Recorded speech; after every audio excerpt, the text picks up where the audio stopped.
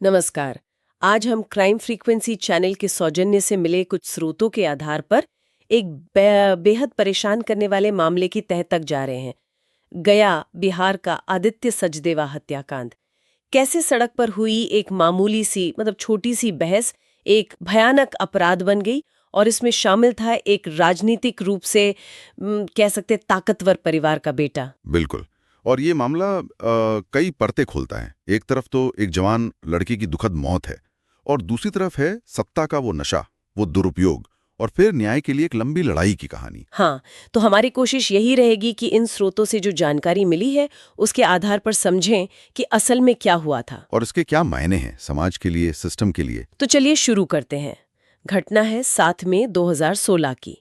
जगह थी गया शहर, बिहार। पीड़ित, जैसा हमने बताया, आदित्य सचदेवा सिर्फ 12वीं क्लास का स्टूडेंट था, इंजीनियरिंग की तैयारी कर रहा था। और आरोपी था रॉकी यादव, उस वक्त कोई 24 साल का। और उसकी माँ मनोरमा देवी, वो तब सत्ताधारी जेडीयू पार्टी से एमएलसी थी, मतलब विधान पार्षद। हाँ, और रॉकी की एक दबंग वाली इमेज बताई जाती है। तो हुआ ये, जैसा सूत्रों में है, कि आदित्य और उसके 4 दोस्त एक बर्थडे पार्टी से लौट रहे थे अपनी छोटी हैचबैक कार में। रास्ते में उनके पीछे रॉकी यादव आ गया अपनी बड़ी एसयूवी में। शायद लैंड रोवर डिस्कवरी थी। और बस बात इतनी सी हुई कि आदित्य की कार ने साइड देने में शायद थोड़ी देर कर दी। सिर्फ साइड देने में देरी, इस बात पर इतना सब कुछ, ये तो यकीन करना मुश्किल है। हाँ, पर स्रोतों में यही कहानी है। रॉकी एकदम गुस्से में आ गया। उसने ओवरटेक करके आदित्य की कार के आगे अपनी एसयूवी अड़ा दी। फिर वो अपनी पिस्टल लेकर उतरा। इटली मेड बेरेटा पिस्टल बताई जाती है। पिस्टल लेकर? हाँ। और जो आदित्य के दोस्त थे, मतलब चश्मदीद, उनके मुताबिक रॉकी ने पहले हवा में गोली चलाई, शायद डराने के लिए, फिर कार के टायर पर। जब लड़कों ने कुछ कहा, विरोध किया, तो उसने कथित तौर पर धमकाया, बोला तुम मुझे जानते नहीं हो। और फिर बहस बढ़ी और उसी दौरान उसने आदित्य पे गोली चला दी। सीधी सिर में लगी। और आदित्य के वहीं मौके पर ही मौत हो गई। हाँ, वहीं पर। और रॉकी अपने बॉडीगार्ड के साथ वहां से फरार हो गया, सब कुछ मिनटों में। इस घटना ने तो पूरे बिहार में बल्कि देश में सनसनी फैला दी होगी। बिल्कुल। मीडिया में खूब हल्ला मचा, न्याय की मांग उठने लगी। लेकिन शुरुआत में जांच थोड़ी धीमी चली। आरोप लगे कि पुलिस पर थोड़ा पॉलिटिकल प्रेशर है, क्योंकि आरोपी की मां सत्ताधारी पार्टी की एमएलसी की। ये भी बातें सामने आई कि मनोरमा देवी पर आरोप थे कि वो सबूत मिटाने और बेटे को बचाने की कोशिश कर रही हैं। यानी सत्ता का असर वो साफ दिख रहा था उस वक्त। ऐसे आरोप स्रोतों में बहुत साफ तौर पर हैं। हाँ। रॉकी यादव तो घटना के बाद भाग गया था, लेकिन पब्लिक का गुस्सा बढ़ रहा था, मीडिया का दबाव था, तो पुलिस को हरकत में आना पड़ा। हाँ। 4 दिन बाद 10 मई को रॉकी यादव को पकड़ा गया, बोधगया में उसके पिता की एक फैक्ट्री से। अच्छा, पकड़ा गया आखिरकार। हाँ, पकड़ा गया। पर कहते हैं कि गिरफ्तारी के टाइम भी उसका रवैया काफी बेफिक्र सा था। वो खुद को निर्दोष बता रहा था। लेकिन पुलिस के पास सबूत क्या थे? सिर्फ दोस्तों की गवाही? नहीं, सबूत काफी ठोस थे।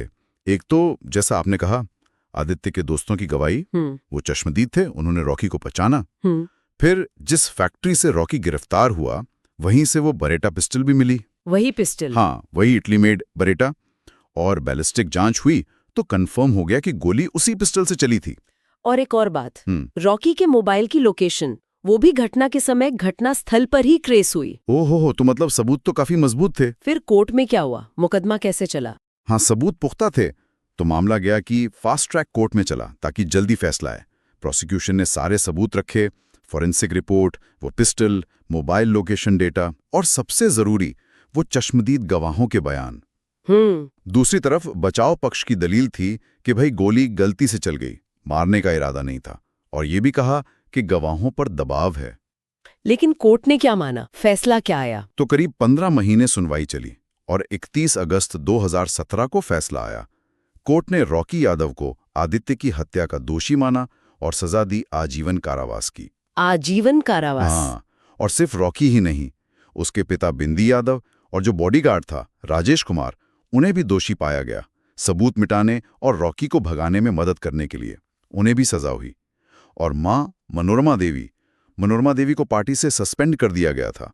उन पर भी कानूनी कार्रवाई हुई शरण देने के आरोप में। इस फैसले के बाद आदित्य के पिता का एक बयान था, बहुत ही भावुक करने वाला। कि मेरा बेटा ये डिजर्व नहीं करता था, वो तो बस एक पार्टी से घर लौट रहा था। बिल्कुल, वो दर्द समझा जा सकता है। और देखिए, ये मामला सिर्फ एक अपराध और उसकी सजा तक ही नहीं है। जब हम स्रोतों को देखते हैं तो साफ लगता है कि ये घटना एक प्रतीक बन गई। किस चीज का? सत्ता, पैसे और अपराध के गठजोड़ का। हाँ, वो वीआईपी कल्चर जिसे कहते हैं। एग्जैक्टली, वीआईपी कल्चर, जहां कुछ लोग सोचते हैं कि वो कानून से ऊपर है। अवैध हथियारों का खतरा और कैसे वो पल भर का गुस्सा, वो अहंकार किसी की जान ले सकता है और एक पूरे परिवार की जिंदगी बर्बाद कर सकता है। सही कहा। लेकिन इसमें एक कह सकते हैं सकारात्मक पहलू भी छिपा है।